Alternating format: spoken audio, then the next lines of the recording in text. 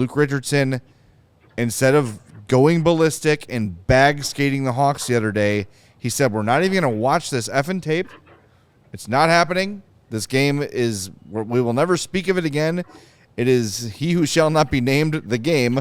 We're never discussing it again. Let's go out and have a hard, competitive practice. It's not a punishment, but a reminder of what it takes to win in this league. And they came out against a good team and came back down 3-1. I think it's impressive. And I think that's a little thing that Luke Richardson should probably get a little bit of credit for here, is that where most other coaches in this league would have lost their effing minds after that Seattle game. Sure. He did not. He kept his cool. He thought about what was the right way to respond. He didn't just respond, right? He thought about here's a weird aside. When I was a kid, I was being a complete jerk. I was probably 8 or 9. And my dad, pulled me out of where we were. We were at my old school. It was like an open gym. My dad pulled me out of the car, put me in the car, and said, we're going home. And he sat quietly in the car the whole way home and said, go up in your room and wait for me.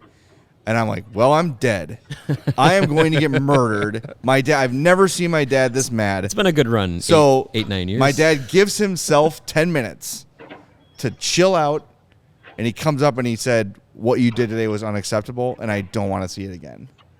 And I was like, this is now, 35 years later, and I still remember that. Yeah. You know what I mean? I know it's a weird, but I just can't help think about that. He took that time to say, what is the right way to handle this? I can go up there and hit him with the wooden spoon or spank him on the ass or whatever, or ground him or scare him or whatever. But I think what's going to be more impactful right now is I'm not mad, I'm disappointed. And it stuck with me. Yeah. And I think the players, is making them skate till they puke going to make them play harder against the Sabres? No. Maybe out of fear, and maybe it lasts a game or two, but it doesn't have an impact in the long haul, right? That's why coaches like John Tortorella are almost gone. And we'll get into that again tomorrow. There's some John Tortorella stuff going around tonight that we're going to get into tomorrow as well. I got a thought on that before we leave. Thanks for reminding me. Yeah, it just doesn't work anymore, and I'm really impressed with Luke's handling of the Seattle game. I think he handled it brilliantly, and he got a result tonight. Luke said that he said tonight he thought that the fact that they outscored Seattle 4-2 in the second, in the 40 minutes after the first period kind of led a little them feeling better about the whole thing, and then credited the team for not giving up tonight. They said they really wanted this one, back the first. This was the exact opposite of what happened when the Hawks were in Buffalo in October. If you remember, I mean, it feels like that was 20 years ago, but it was only 2.5 months ago, 3 months ago, where the Hawks took a 3-1 lead into the third period in Buffalo and lost 4-3 in overtimes. And Luke said that was on their brains tonight. They thought about that and they flipped the table. Seth Jones mentioned that regardless of what the expectations are or what the results have been, every player in that locker room plays for pride every night, and that's what they did tonight. Well, and we've discussed this a little bit too, and when you look at the kind of guys that Kyle Davidson brought in for this team, character, hustle, Colin Blackwell is like this Blackhawks season in player form where they try really hard and they fall down, right? Like that. Where they go for a hit and they bang really themselves into the glass. But throw in their stick. That Colin Blackwell is going to give you everything he's got every shift. Skate his ass off every game. Sam Lafferty's going to do that. That Jake McCabe's going to do that. Up and down this roster, it's full of character because character is what it takes to get through 82 games as the worst roster in hockey.